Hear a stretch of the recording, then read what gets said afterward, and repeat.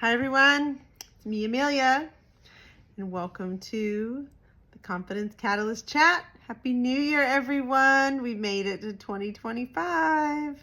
Woo! Actually, just before we get started, this is going to be a really good year. This is going to be a year of change, going to be a year of completion of cycles, a year of old things being done and moving out of the way to make room for new things. So this is why this is really important to talk about this today, which is the idea of avoiding burnout early in the year, right? What happens is early in the year, people really start to, get focused on their goals. And what happens is they get so focused on the goals that they start to burn the candles at both ends, sometimes in the middle. So that's what I want to talk about today, because it's still the first week of the year, not even the first full week. And I want to talk about how important it is to really avoid that burnout so that you actually make it through the year thriving and not just surviving, right? We don't want to burn out by March. We want to get to September and still have some gas in the tank. We don't want to be running on fumes, because that is exhausting. And then you have a whole nother 3 months to go. And then you're back to December of 2025 wondering what happened. And we don't want that. We want everyone to get to December of 2025 going, look what happened, right? Same words, much different way of looking at it. Much a bigger shift of your perspective, if you will. So let's just jump right in, right? So the new year is a time for fresh starts, goal setting, right? But what happens is we all fall into this really familiar trap where we just, out the gate, we go fast and we go hard and we burn out by March. And what happens is you're just running on empty by the time it hits spring, and you're so frustrated because it feels like this is what happens every single year. And it's not that your goals are too big, it's how you approach them. It's all about focusing on pacing and prioritization so that you can actually achieve meaningful progress towards your goals without draining your energy, right? It's not about going from here and jumping all the way up to here. You got to build the steps. And then the steps give you, time for reprieve. Sometimes you can take 2 or 3 steps at a time. Sometimes you get to the 4th step, you got to just take a break. But it's just so much easier to step your way up and really focus on pacing yourself. And why does this matter? Because you burn out, right? Nobody wants that.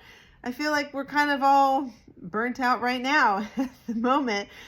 But hopefully we're all about to have a nice winter break where we can rest and recharge. And we don't want to waste that. You don't want to go and rest and recharge and then just hit the ground running again in January. You want to hit the ground running, but at a pace that you can sustain. Because if you don't do this, honestly, it not only hurts you in the short term, but it really does affect your long-term success, because it just kind of shows that you peter out and maybe you give up on your goals, by March or April. And we don't want that.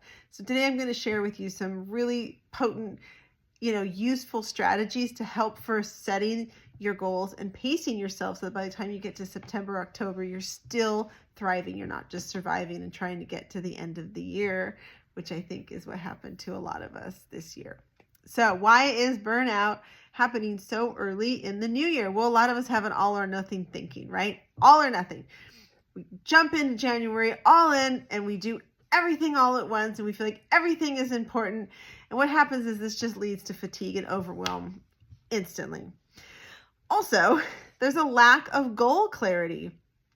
We think everything is a priority. We think everything is important, and this really wastes our energy, and really we lose sight of the objectives if we do this. So we got to get really clear on our goals.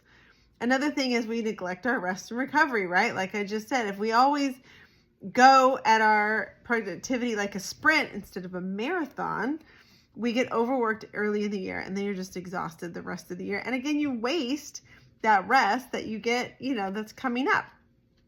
So how do you avoid burnout and stay on track? First of all, identify your top priorities. Not everything is super important right now. Not to say that they're not all important, but what's important right now? Focus on the one goal that's going to make the biggest impact on your career and your personal growth. And then ask yourself, what's most aligned with my long-term vision? Which goals have the highest urgency? Which goals have the most impact on my long-term success, right? Those are the ones to start looking at. Now, again, don't go right away from, here to here. Start looking at the ones that have the most impact on your success, and then start building the steps to get there. And really, when you're doing everything, keep this goal. You can pick 3, but it's really good to pick 1 and then 2 kind of like sub goals, if you will. And always keep those front and center. Don't constantly have like the shiny object syndrome where you're like, oh, that looks good. Oh, that sounds good. Oh, that, get really clear on what those priorities are so that they stay important no matter what gets put in front of you. So another really good thing to do once you have these goals to help you stay focused on them is to break your goals into milestones, right? That's the steps. Because big goals can be really overwhelming. They can, definitely lead to burnout and exhaustion if you try and go straight to them. So break them down to small, manageable pieces so that you stay motivated. You have success stories. You have a clear roadmap of where you're going. So just think of this. If you want to get, say, a promotion, right? Some milestones you could look at are maybe completing a leadership course, or networking with some key shareholders, or maybe even just documenting your accomplishments and just seeing how you contribute to the company's goals overall. And then you have something measurable to show when you go in for that promotion, as opposed to just saying, I've been here 10 years, it's time for my promotion. They might go, yeah, you're right, but we need to see, measurable evidence of it. So start making that now. And then what you're also doing is you're giving yourself milestones along the way to celebrate those wins. Also, build some reflection into your time. And this is going with the celebrating of the wins, right? Don't just go, okay, done. Don't make it a checklist and just check and just say, I got to get it checked off my list, because what happens is you don't sometimes thoroughly get through everything. Sometimes you just rush through it and you don't actually learn what you need to learn. So really, schedule some time, evaluate your progress, make adjustments if you need. You can always, pivot, but keep the big goal in mind and celebrate your wins. And if something isn't working, look at why it's not working, and that's where you adjust. And just always keep your efforts aligned to what your goal, to what your main goal is, to what you want to accomplish, and always just be reflective on what it is you're going after and how you're going to get there. Big thing is protect your energy. And this is done through work-life balance, right? We all know that word. What's work-life balance? But it's really important to take care of yourself, to rest, to do things that recharge you. And this doesn't always have to be sleeping. It could be going to the movies. It could be going on hikes. It could be spending time with your family, spending time with your animals, spending time with your friends, going to dinner. Some of us, that really rejuvenates us, to go to concerts even. Sometimes some of us need to be around energized people to keep our energy up. So make sure you're always setting aside time to do things that you really enjoy doing. So not everything is just work all the time, because that also can lead to burnout and overwhelm. Trust me, I am a pro at it. And it took a lot of coaching and a lot of mentorship, from other people to help me figure out how to move through that. So I know that can be a big challenge. So let's talk about how to achieve sustainable progress in 2025 so that you actually get to where you want to go.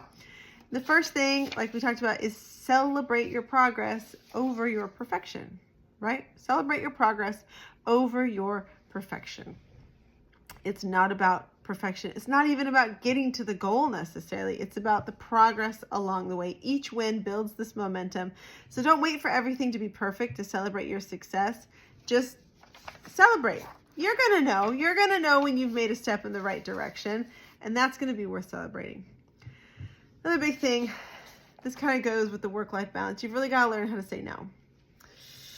You got to learn how to say no in a firm but gentle way, if you will.